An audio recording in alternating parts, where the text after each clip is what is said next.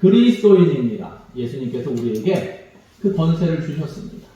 그렇기 때문에 축복하는 대로 자녀들이 되고, 축복하는 대로 모든 것이 이루어지고, 또 기도하는 대로 하나님께서 역사하시고 모든 것을 감당케 하실 줄 믿습니다. 우리 잠시 기도하겠습니다. 하나님 감사합니다. 이 시간 우리가 하나님의 말씀을 나누고자 합니다. 성령 하나님께서 우리 가운데 임재하시고 성령 충만함으로 다스려 주시며, 특별히 말씀 가운데 조명하여 주셔서 우리가 이 말씀 가운데 새심을 얻게 하시고, 이 말씀이 우리 삶 속에 진리와 능력과 생명의 말씀으로 함께하여 주시옵소서. 모든 것을 주님께 의뢰드리며 예수님의 이름으로 기도드립니다. 아멘. 오늘 시골 마을에 불쌍한 가부가 있었습니다. 아들 하나를 데리고 어렵게 살고 있었는데 아들이 장성하게 되어서 이 가난한 삶을 타개하고자 돈을 벌겠다고 마을을 떠나게 되었습니다. 그리고 외국으로 건너갔습니다. 아버는 주일이 되면 교회 가서 아들을 생각하며 눈물을 흘리며 하나님 앞에 간절히 기도했습니다. 동네 사람들은 이 과부를 만날 때마다 이렇게 물었습니다. 아들에게서 잘 있다는 소식은 자주 옵니까? 돈은 잘 붙여오고 있지요? 그럴 때마다 과부는 한결같이 똑같은 대답을 합니다. 예, 그저 잘 있다는 소식밖에 없네요. 그런데 과부의 몸은 점점 야위어 갔습니다. 제대로 먹지 못했기 때문입니다.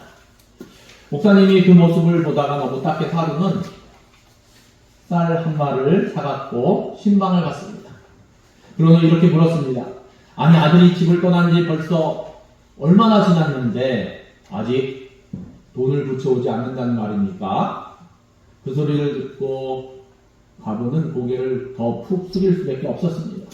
목사님은 혹시나 하면서 물었습니다. 혹시 편지 속에 다른 것은 들어있지 않았습니까? 아니나 다를까 과부는 이렇게 대답했습니다. 편지 속에 종이 조각이 하나 들어있긴 했습니다. 목사님은 그럼 그렇지 하면서 과부에게 종이 조각을 가지고 오라고 했습니다. 그것이 무엇이겠습니까? 예, 아들이 외국에서 보낸 수표였습니다. 뭐 우리나라 말도 아니고 다른 나라 말로 써져 있으니까 과부는 그것이 엄청난 돈임에도 불구하고 그것을 알지 못했던 것입니다. 과부는 많은 돈을 소유하고 있음에도 불구하고 한 푼도 쓰지 못하고 한바탕은 굶어 죽을 뻔했습니다. 사랑하는 성도 여러분, 우리는 어떻습니까? 하나님 우리에게 지극히 놀라운 사랑으로 놀라운 은혜와 축복을 항상 덧입혀주고 계십니다. 그러나 우리가 그 사실을 깨닫지 못한다면 무슨 소용이 있겠습니까? 그것을 깨달아 알 때 비로소 우리는 그리스도 예수 안에서 풍성한 삶을 마음껏 누릴 수 있는 것입니다. 우리는 이것을 믿음으로 받아들입니다. 아무리 하나님이 우리를 사랑하신다 할지라도 그 사랑을 받아들이지 않는다면 무슨 소용이 있겠습니까? 그리스도 예수 안에 있는 자에게는 결코 정죄함이 없느니라 말씀하시면 우리는 아멘 하면 됩니다. 우리 한번 아멘 하겠습니다. 아멘! 아멘! 네, 아멘으로 말씀을 받음으로 그것이 내 말씀이 되는 것입니다. 아멘. 오늘 특별히 로마서 8장 1절에서 4절에 있는 말씀을 함께 나누기를 원합니다. 이 말씀을 통해서 저와 여러분 모두 하나님이 베풀어 주시는 은혜를 풍성히 나누는 시간 되기를 예수님의 이름으로 축원합니다. 첫째로는 우리에게 결코 정죄함이 없다고 말씀하고 계십니다. 1절에 그러므로 이제 그리스도 예수 안에 있는 자에게는 결코 정죄함이 없나니 우리는 그리스도 안에 있습니다. 하나님은 이미 우리를 의롭다고 선언하셨습니다. 두 번 다시 우리에게 정죄함이 필요 없습니다. 결코 없습니다. 왜 우리에게 결코 정죄함이 없습니까? 우리가 착하게 살아서 그렇습니까? 아닙니다. 이유는 한 가지밖에 없습니다. 우리가 그리스도 안에 있기 때문입니다. 그리스도 예수께서 우리의 피난처가 되시기 때문입니다. 그러나 그리스도 밖에 있는 자에게는 반드시 정죄함이 있습니다. 하나님의 심판대 앞에서 하나님의 중원한 심판을 받게 되는 것입니다. 지옥의 던지움을 당하고 말 것입니다. 죽음의 사자가 애굽 땅을 지나갔습니다. 애굽 사람들이 살고 있는 집에는 죽음이 있었습니다. 아주 큰 소리의 통곡이 있었습니다. 그러나 이스라엘 백성들이 살고 있는 집에는 아무런 일이 나타나지 않았습니다. 죽음의 사자가 피해갔습니다. 왜 그렇습니까? 이스라엘 백성들이 사는 집에는 어린 양의 피가 칠해져 있었기 때문입니다. 마찬가지로 그리스도 예수 안에 있으면 결코 정죄함이 없는 것입니다. 그러나 그리스도 밖에 있는 그 사람은 정죄함을 이룰 수밖에 없습니다. 이스라엘 백성들이 여리고성을 멸할 때도 마찬가지였습니다. 여리고성 안에 있는 사람들은 다 죽음을 맞이할 수밖에 없었습니다. 그러나 기생 나합의 집에 있는 사람들은 살았습니다. 왜 그렇습니까? 그 집에 붉은 줄이 드리워져 있었기 때문입니다. 이스라엘 백성들은 나합의 집에 들어진 붉은 집을 보고서 그 집은 멸하지 않았습니다. 그 외에 여리고성 안에 있는 모든 사람들은 다 죽을 수밖에 없었습니다.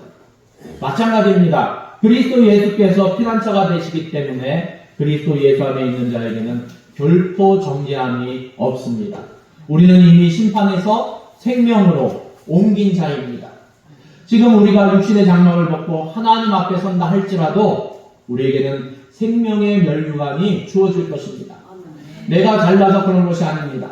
내가 착한 일을 많이 해서 그런 것이 아닙니다. 지금 오늘 말씀 속에 사도 바울은 우리에게 일깨워주는 바가 있습니다. 그것이 무엇입니까? 그리스도 예수 안에 있으면 결코 정죄함이 없다는 것입니다. 그렇기 때문에 주 안에서 기쁘고 즐겁고 행복하게 살라는 것입니다. 과거의 지은 죄를 자꾸 생각하면서 죄책감에 몸부림치지 말라는 것입니다. 마귀는 간교합니다. 그래서 자꾸 우리를 정죄감 속으로 몰아넣으려고 합니다. 우리를 넘어뜨리려고 합니다. 우리가 어떻게 하면 시험을 이길 수 있겠습니까? 말씀으로 이겨야만 합니다. 말씀이 좌우의 날선 검과 같이 되어서 마귀의 관계를 물리쳐야 한다는 것입니다. 과거에 지금 여러 가지 죄 때문에 마음이 괴로울 때마다 우리는 하나님의 말씀, 특별히 오늘 우리에게 주신 이 말씀을 외치며 이길 수 있습니다. 그러므로 이제 그리스도 안에 있는 자에게는 결코 정죄함이 없느니라. 그리할 때 악한 마귀는 물러갈 수밖에 없습니다. 하나님이 우리에게 주신 것은 두려워하는 마음이 아니라고 했습니다. 더 이상 정죄감에 빠지지 마시기 바랍니다. 과거에 얽매이지 않기를 바랍니다.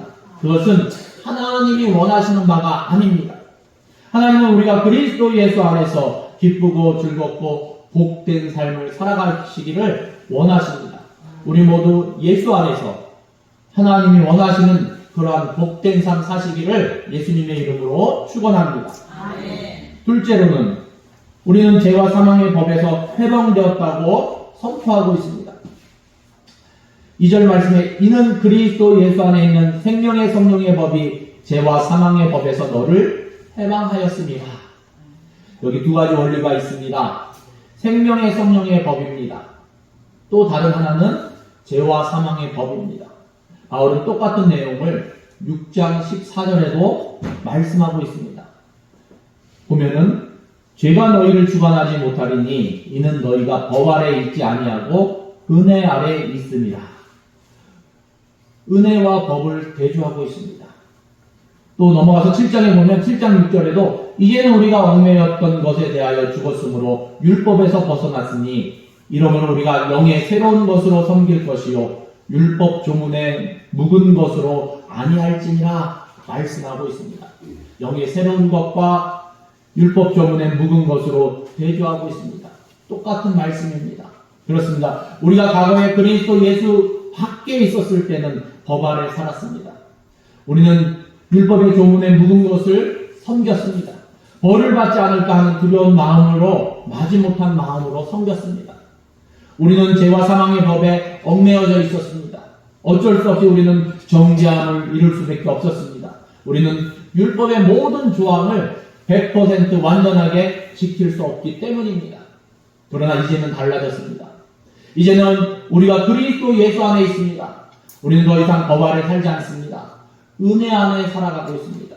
우리는 율법 조문에 묵은 것을 섬기지 않습니다. 영의 새로운 것을 섬깁니다. 기쁨이 충만해서 자발적으로 우러나오는 마음으로 주님을 위해서 봉사하며 섬기는 것입니다. 우리는 죄와 사망의 법에서 해방되었습니다. 생명의 성령의 법에 따라서 살아갑니다. 심판에서 생명으로 옮겨졌습니다. 성령의 인도하심을 따라서 강물같이 흐르는 기쁨 가운데 주님이 주시는 참된 평안 가운데 우리는 살아가고 있는 것입니다. 여러분, 탕자의 비유를 보면 탕자가 집을 떠납니다. 재산을 다 허비합니다. 그는 뉘우치고 집으로 돌아옵니다. 아버지는 어떤 모습을 보여주시고 있습니까? 이미 아들을 다 용서하고 애타게 기다리고 계십니다. 아들이 돌아옵니다. 아직도 상고가 멉니다. 그럼에도 불구하고 아버지는 아들을 얼른 알아차립니다. 아버지는 아들을 불쌍히 여겼습니다. 뛰어갔습니다. 목을 안고 입을 맞추었습니다. 아들에게 가장 좋은 옷을 갈아입혔습니다. 살찐 송아지를 잡았습니다. 그리고 아들을 위하여 잔치를 베풀었습니다. 이것이 바로 은혜입니다. 여러분, 아들이 돌아왔기 때문에 비로소 아버지가 아들을 용서한 것입니까? 아닙니다. 이미 아버지는 아들을 다 용서하고 애타게 아들을 기다리고 있었을 뿐입니다. 이것이 바로 은혜라는 것입니다. 잠시 뒤에 맏아들이 밭에서 일하다가 돌아왔습니다. 맏아들은 아버지가 동생을 위하여 잔치를 배설하는 것을 보고는 원망을 했습니다. 아버지, 나는 아버지와 함께 있으면서 아버지를 위하여 지금까지 뼈 빠지게 일했는데 그럼에도 불구하고 아버지는 나를 위하여 염소 새끼 한 마리 잡아주지 않았습니다. 그런데 아버지의 재산을 창기와 함께 탕진한 동생을 위해서는 살찐 송아지를 잡아서 잔치를 베풀어 주는 것이 가합니까? 이것이 바로 율법적인 생각입니다.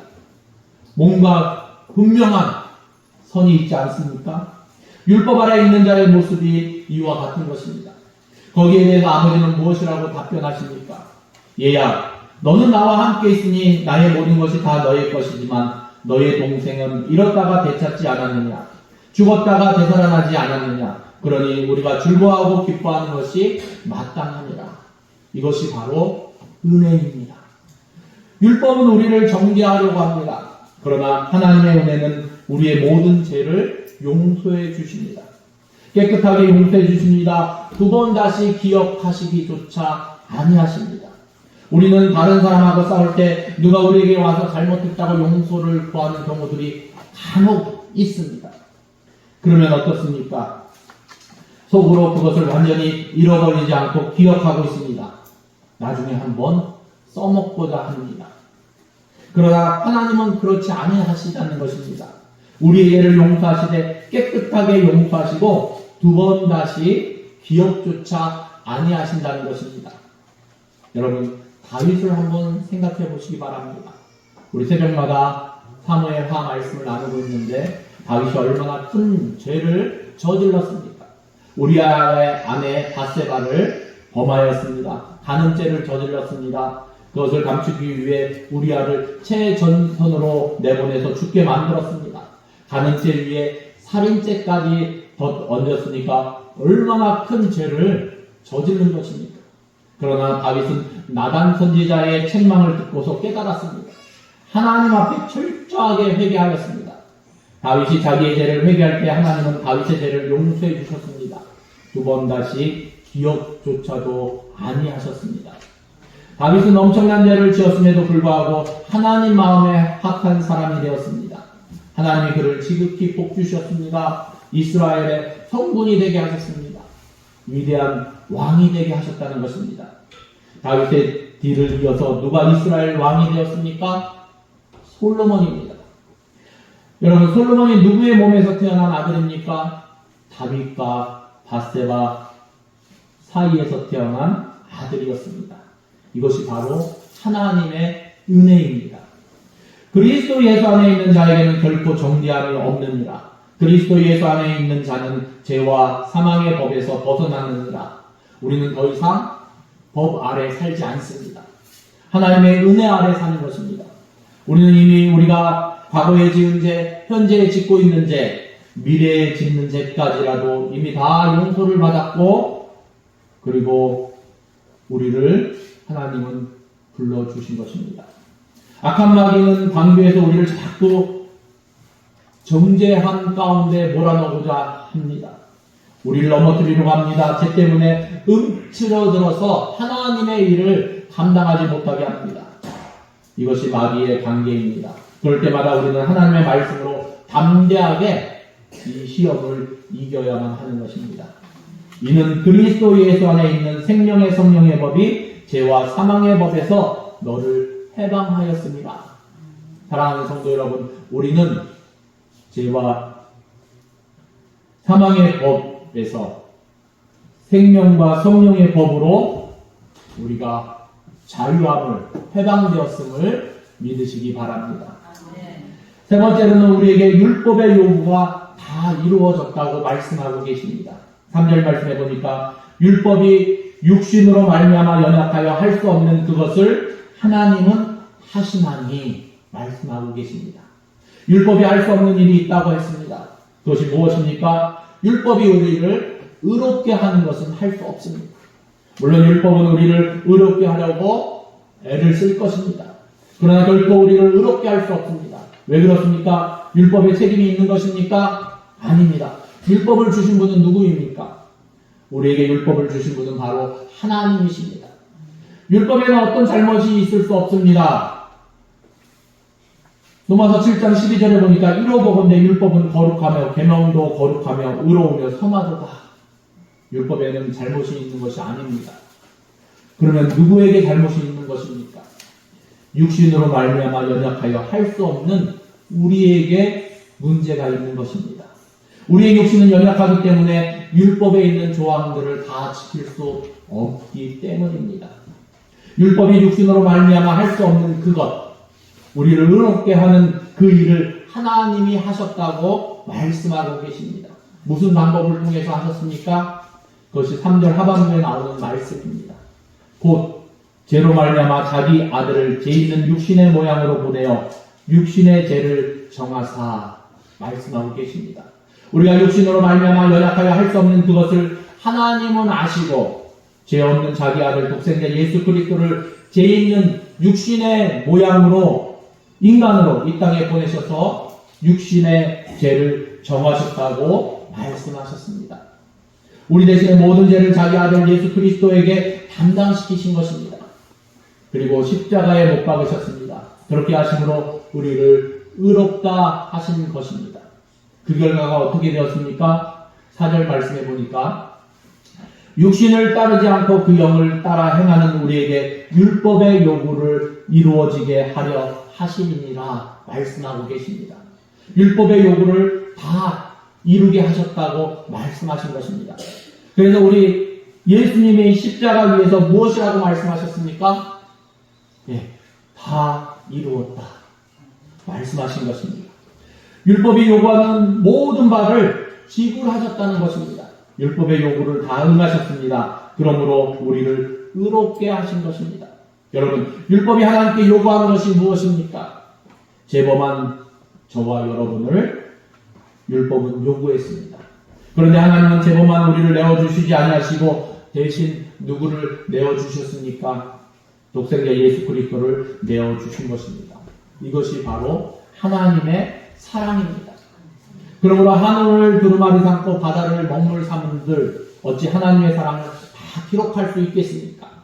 우리가 누구를 사랑한다 한들 나의 사랑하는 아들을 죽이면서까지 사랑할 수 있겠습니까? 그런데 하나님은 그것을 하셨습니다. 그것을 하시면서 우리를 의롭게 하시고 그리스도 예수 안에 있는 자에게는 결코 정죄함 없다고 선포해 주셨습니다. 죄와 사망의 법에서 벗어났다고 말씀하셨습니다. 율법의 모든 요구를 다 이루게 하셨습니다. 로마서 6장 1절에 보면 그런즉 우리가 무슨 말 하리요? 은혜를 더하게 하려고 죄에 더하겠느냐? 그럴 수 없느니라. 죄에 대하여 죽은 우리가 어찌 그 가운데 더 살리요? 말씀하십니다. 하나님이 우리를 은혜 가운데 살게 하신 목적이 무엇입니까? 죄와 상관없는 자가 되라고 그렇게 하신 것입니다. 그런데 어떻게 우리가 죄를 지으면서 살 수 있겠습니까? 논리적으로 맞지 않는 이야기입니다. 죄에서 떠나라고 우리를 은혜 가운데 거하게 하셨는데 우리가 하나님의 은혜 안에 산다고 어떻게 마음대로 죄를 지으면서 살 수 있겠느냐 하는 것입니다. 이제는 우리가 육신을 따라 살지 말고 성령의 인도하심을 따라 살아야 할 것입니다. 우리의 삶을 성령께 맡기면서 살아야 한다는 것입니다. 그것이 4절에 육신을 따르지 않고 그 영을 따라 행하는 우리에게 더 이상 육신의 정욕과 안목의 정욕과 이생의 자랑을 추구하면서 살지 말라고 말씀하시는 것입니다. 하나님은 우리를 어떻게 의롭게 해주셨는가를 기억해야만 할 것입니다. 사랑하는 성도 여러분, 더 이상 육신을 쫓아 살지 말고 하나님의 소원을 이루어드리며 성령을 따라 살아갈 수 있는 우리 모두가 되시기를 예수님의 이름으로 축원합니다. 기도하시겠습니다. 하나님 감사합니다. 그리스도 안에 있는 자에게는 결코 정죄함이 없다고 말씀하셨는데 우리가 항상 이것을 기억하고 죄에 얽매이는 것이 아니라 사망의 법에서 해방되었음을 우리가 기억하면서 하나님 앞에 서고자 합니다. 하나님, 우리에게 은혜를 안에 살게 하신 것은 더 이상 죄를 짓지 않게 하시기 위하여 죄와 상관없는 자가 되게 하시기 위하여 우리에게 베풀어 주신 은혜인데 하나님, 우리가 항상 그것을 기억하게 하시고 하나님, 진실로 우리의 육신의 소욕을 따라 행하는 것이 아니라 성령의 은혜 가운데 행할 수 있는 하나님의 사람들 될 수 있도록 하나님, 우리와 함께하여 주시옵소서. 결코 정죄함이 없다 말씀하셨는데 예수 그리스도 안에 거하는 자 되게 하시고 예수 그리스도 밖에 거하는 자가 되지 않게 하나님, 우리를 다스려 주시옵소서. 진실로 우리가 항상 주 안에 있는, 주 안에 주의 날개 아래 거하는 하나님의 자녀 될 수 있도록 함께하여 주실 것을 간절히 간구하며 우리를 사랑하시는 예수 그리스도의 이름으로 기도드립니다. 아멘.